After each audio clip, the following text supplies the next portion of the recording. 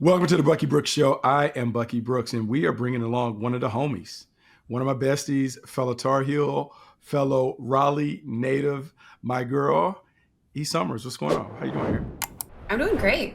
It's a great time of the year. I don't know if you like hockey at all, but the Carolina Hurricanes are killing it right now. Now, why would I not like hockey? In fact, I was at the Hurricanes' first game ever in Greensboro, the Coliseum. So I rock and roll with them, and maybe you can help me get one of those beer skates. Um, Oh no, those things are sold out. yeah, those things are gone. They said like 4,500. Boom, gone. Yeah, So we got to work on that. We got to work on it. How you doing? How's everything? I'm doing good. In a little bit of a transition time right now, but figuring out what's next. I've been with the New Orleans Saints and the Pelicans for 5 years and looking for a little change. Oh, okay, look, we're gonna make sure we launch you and help you find that next thing. But in the meantime, you can be a regular guest on the Bucky Brooks Show because you're all knowing when it comes to all things, not only New Orleans Saints, but the NFC South. So let's talk about the Saints. Um, Okay.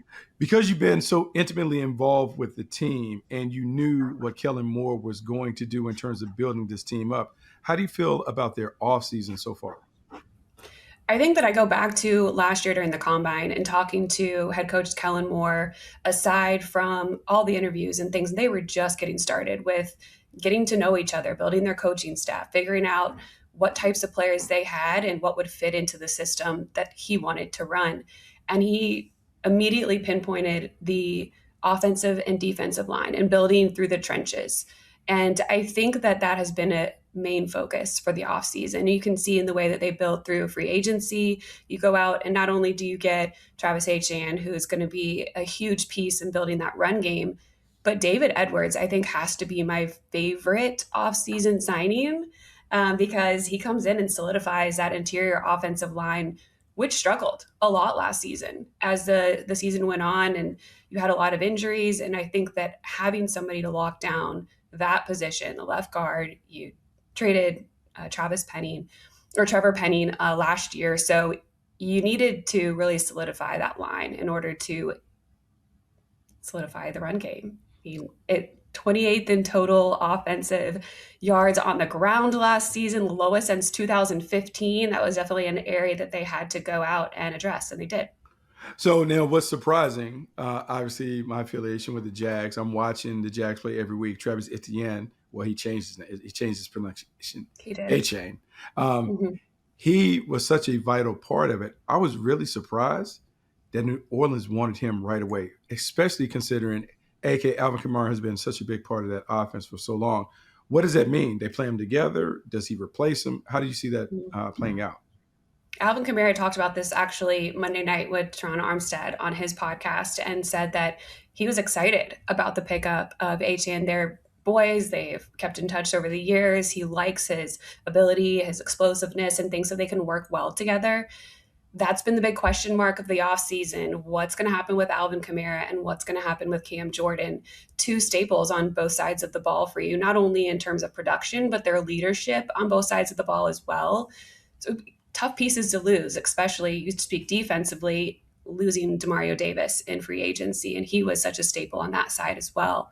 So going into a season without those two additional leaders would be, I think, tough for that locker room. But Alvin Kamara has come in and said, I'm going to be in New Orleans soon. I'm excited to work with Tyler Shough. I'm excited about the rookies. We're going to make sure Jordan Tyson is ready to go from day one because they need another wide receiver alongside Chris Olave. He was the only one that played the majority of the season last year, and they totally revamped the depth chart there with the way that they attacked the wide receiver position in the draft. But I think that Alvin Kamara is going into year 10, and he said this last year. I'm excited about the younger guys around here and taking some of the reps out of my hands and some of the hits. And I don't have to do it all on my own. And I think he's still in that same mentality. He wants to play, he's going to be effective, but he doesn't have to do it all. You know, it's funny because you bring that up, and it's so much change. And you talk about Demario Davis leaving, Cam Jordan potentially leaving, and that leadership vacuum. And then Mhm. all the conversation around New Orleans is about Tyler Shough, the excitement over the second-year quarterback. Can't say it's reached Drew Brees levels, but there's a lot of buzz about him. You watched him grow. You watched him come in and eventually take the job from Spencer Rattler. What has been so impressive about Tyler Shough as a quarterback? Shough is in that building every single day, not only taking care of what he needs to get his body right, to make sure he's set in the playbook, but to be there to spend time with his teammates. He takes them to Tulane and they go and they throw out there when they want to get outside and do some different things. And he's done a really good job of bringing the players together around him and stepping into that leadership role, which a lot of people knocked him for how old he was going into the draft last year, but I think that maturity has helped. He's had to acclimate to several different locker rooms throughout his collegiate career. So he knew how to do that once he got into the Saints locker room. And he didn't do it with the bravado of, I'm going to be the starting quarterback. He got to know the players around him. He developed chemistry with the second string, third string, the practice squad guys, the players that he was really spending the majority of the time with to start the season when Spencer Rattler was playing. And I think that what has stood out to him and what has made him so loved already in New Orleans is the fact that he completely has dove into the culture here from day one. The restaurants that he went to, participating in Mardi Gras, going to the Savannah Bananas game when they were here, the rodeo in the Dome. He is out and about in the city. He's staying here over the summer. He and his wife just had a baby. They are starting their life here and ingraining themselves with this city. And the fans love that. I mean, New Orleans, they always say, Drew Brees has the famous quote, if you love the city, it'll love you back. And he is leaning into that. Man, that's great to hear him talking about leaning into the city and those things. You talk about loving him back. It appears that the franchise is definitely trying to love him back by bringing some additional weapons. We talked about the running game, and then you mentioned Jordan Tyson to team up with Chris Olave and others.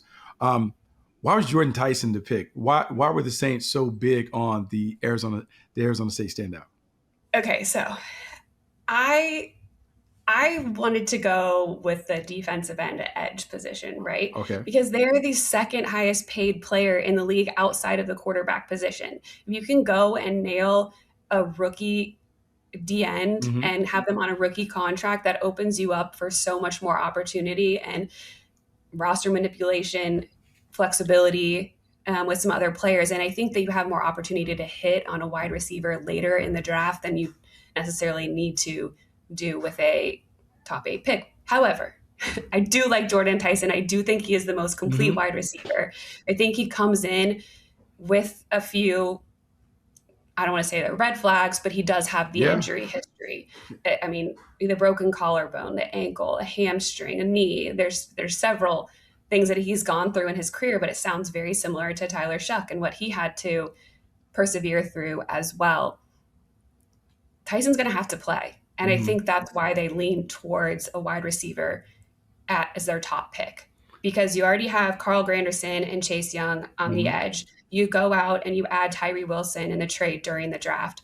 You don't know Cam Jordan's status. You have options there, but you don't have anybody behind Chris Olave right now as your true wide receiver too. So you had to go out there and get somebody that will be ready to play and be an impact player from jump.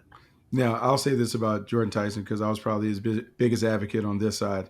I felt like he was the best wide receiver in the draft. I think his route running and playmaking ability sets him apart from others. He reminds me a lot of Jackson Smith and Jigba in terms of the way that he plays. And I'm saying this because Chris Olave has also had some injury issues. If they're healthy, you're talking about potentially a 1-2 combination on the perimeter that ranks amongst the elite in terms of what they do skill-wise. It's just a matter of, can we get to them to the game each and every week, healthy and available? Chris Olave was able to bounce back last year and have a really, really solid year. Your take on him, your take on Olave, what has he been and what does he mean to this offense? I think it was really touching talking to him at the end of the 2024 season. And he was in a tough headspace with going through multiple concussions in the same season and having that history prior in college. And it does mess with you as far as, are you going to be able to do this? Should you be able to do this for the rest of your life? What are you valuing here? And none of us, I mean, you might be able to speak to maybe some of that internal, battle that you're dealing with, trying to get healthy, trying to get back on the field, missing what you're used to doing every single day. He came in this past season ready to go, though. As much as you want to do it, you can't know that you're going to be able to until you actually go out there and do it and get hit and get the contact that happens in a live game that's much different than practice, and know that you can jump up. And he did. He played through a lot, and that was always a knock on him, is that he doesn't play well through contact. He fumbles the ball and he hits the ground, and he definitely stepped up in that regard. And to your point, if he can stay healthy, like, he's going to fight through this, and I think he wants to be that number one wide receiver here. Look, I think he is, tremendously talented. We talked about that duo. I'm going to say, Mhm. I'm a little surprised at your head coach. And I'll say this going all the way back to Kellen Moore. I remember scouting Kellen Moore when he was a quarterback at Boise State. I know his dad is a bit of a coaching legend. I knew that he was going to be a guy that climbed up the ranks fairly quickly, but I didn't know what it would be like as a head coach. By all accounts, I know he's a terrific play caller and those things, but what is he like as the leader of the team, the leader of the franchise? What stands out the most about Kellen is he is who he is. He is very genuine. He's not going to try to put on a front that I'm I'm not going to be loud. I'm not going to yell. I'm not going to be this big personality, but I am going to be effective, and I am going to care about my players, and I'm going to talk to them, and I'm going to work with them to figure out what we can do that's best for the team schematically. I think you saw that with the Eagles in 2024. They started the season 2-2.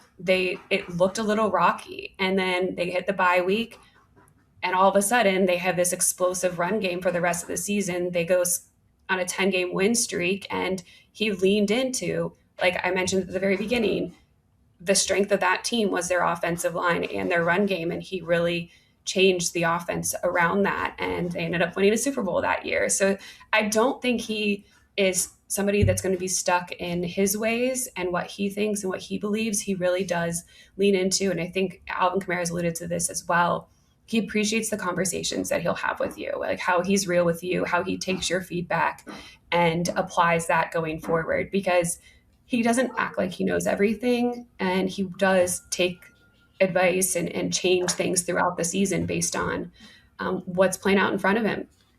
We saw it obviously with the switch from Spencer Rattler to Tyler Shough, and then even at the goal line stands throughout the season, they were really leaning in on putting Taysom Hill in at the end to try to get in to the end zone, and it wasn't working, and people were getting upset, like, why don't you just stick with your quarterback and Tyler Shough and see if he can do it? And they did, and he goes and scores the longest rushing touchdown of the season. And so it's just little things like that, and I appreciate that he doesn't have too much of an ego, right, to not take feedback and to not make adjustments throughout the season.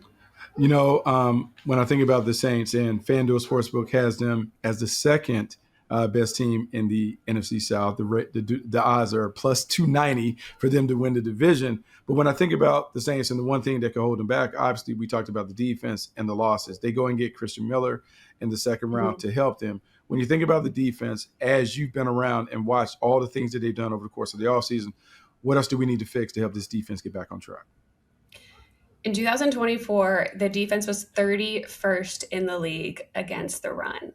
They improved that to 19th this past season. In 1 year under Brandon Staley, a new scheme, players that weren't necessarily drafted to play that way, and they were 9th overall in total defense. The improvement over the 2024 to 2025 season was huge, especially when a lot of people wanted to knock the age of some of the players on the defensive side and how many young players you really had to lean into.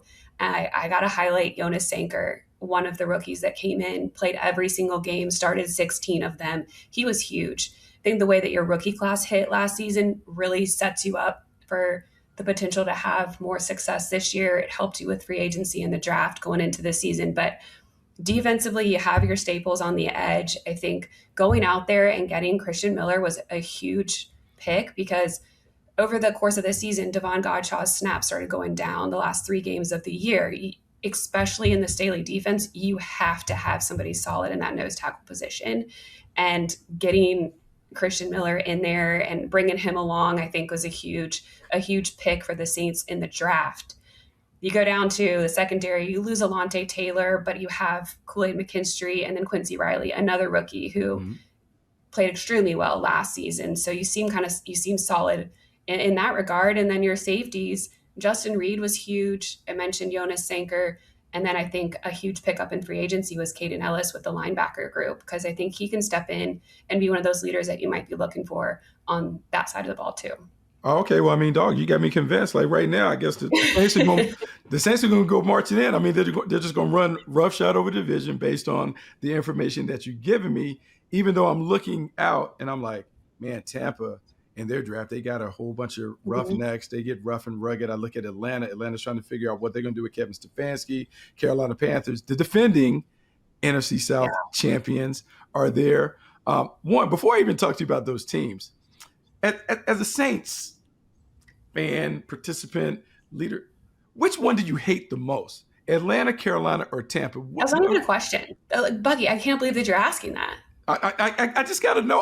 I know there's this little thing with Atlanta, but I don't know if that's cute. It's not a little. It's not a little thing. It is a big thing.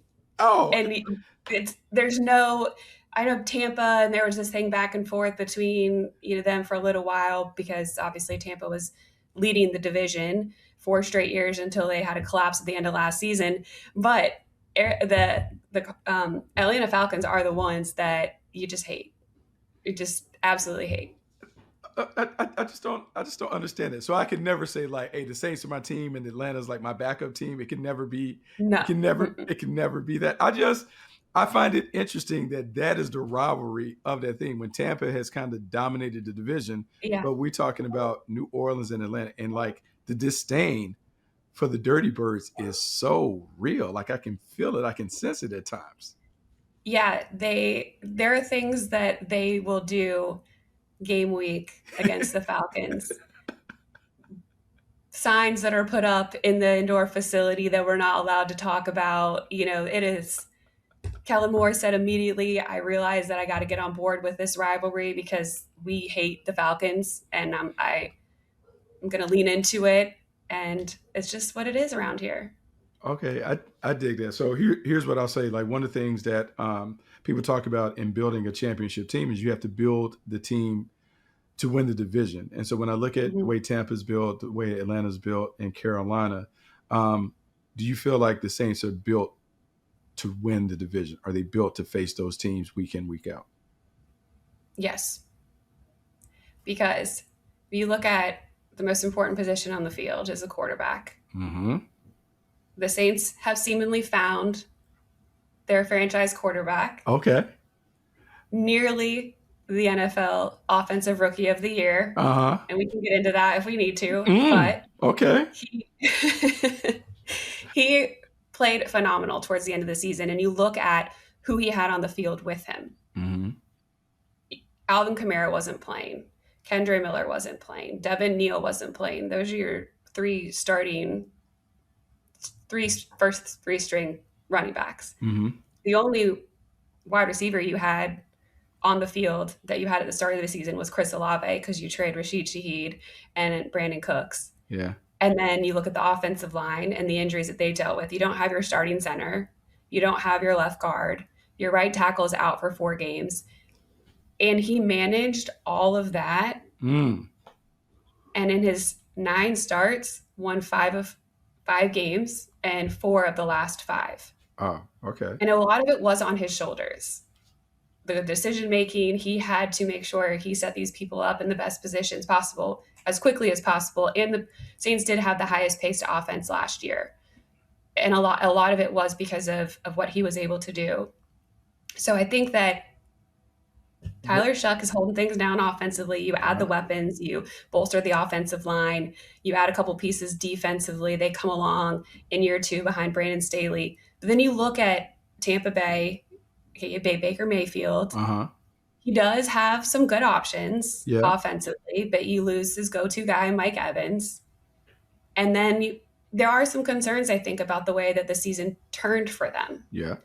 you start the season 6-2, you end up with a losing record. Oh, not good. So, right. So, what were the issues down the stretch? And can you bounce back from that and sustain it for an entire season? Todd Bowles probably feeling a little hot down Okay. there in Tampa. Yeah. Okay. And then what the heck is Atlanta doing? Oh, we don't like the quarterback situation. We don't like Tua and Michael Penix. We don't like Well, that. Michael Penix is coming off an ACL. He's not going to be ready for any of the OTAs. So you're going to have to start Tua Tagovailoa, and he is going to get the majority of the reps. So I feel like he might be the guy day one. Okay, so Tua. So we don't like Tua.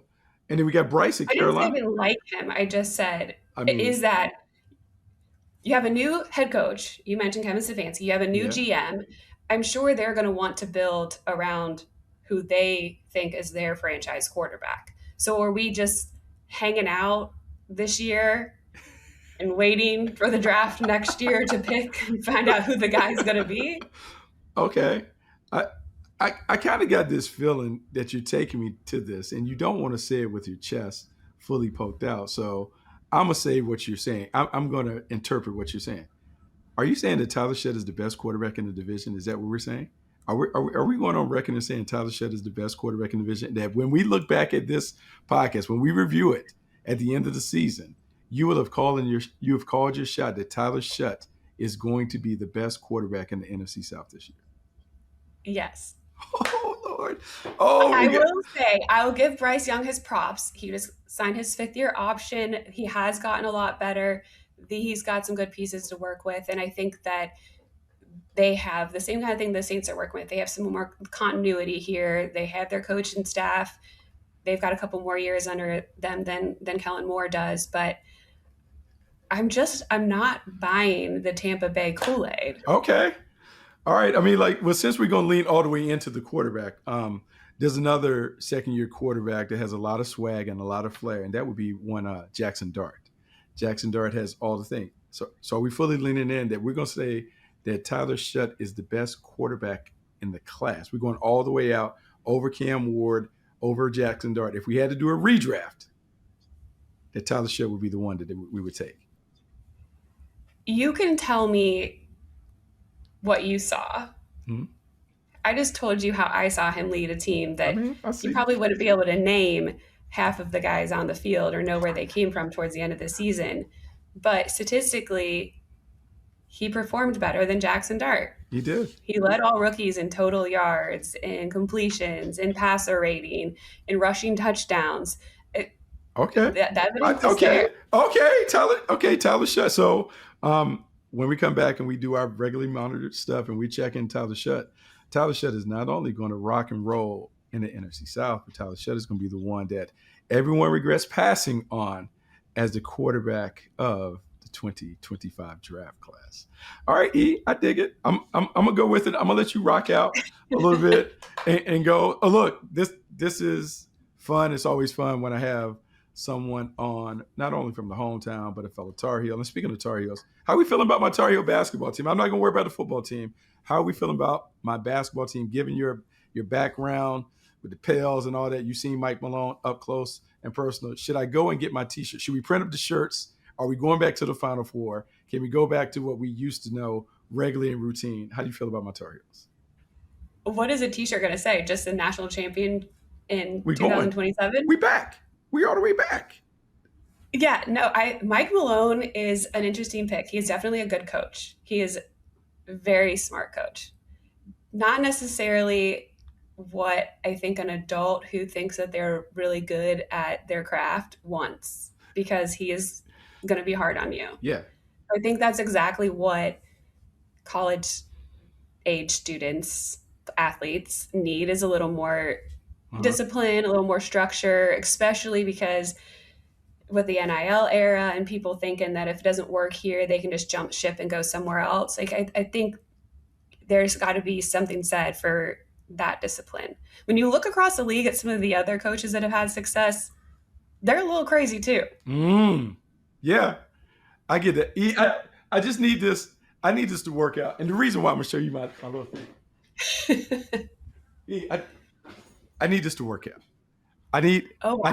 I need my little I got to go back because right now I have to have his back to the wall when I'm on the camera. But I need this to be front and center. I need the Tar Heels to be back. You just don't know how miserable. I mean, you do know how miserable it is when the Tar Heels are not rocking and rolling and we're scuffling. And Yeah. we got the school down the street that's playing well. We got Hmm. UConn going to the finals all the time.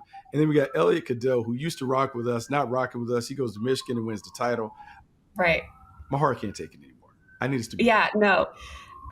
During the national championship run for Michigan, my mom was like, "Wait, that Cadeau guy, wasn't he with Carolina? Why did we let him go?" I'm like, "That's not how it works." But I'm with you. So great. E, thanks so much for coming Yeah. on. We're gonna have to bring you back. I'm gonna have to bring you back. I gotta tap into your knowledge. We're gonna expand your knowledge base outside of the NFC South.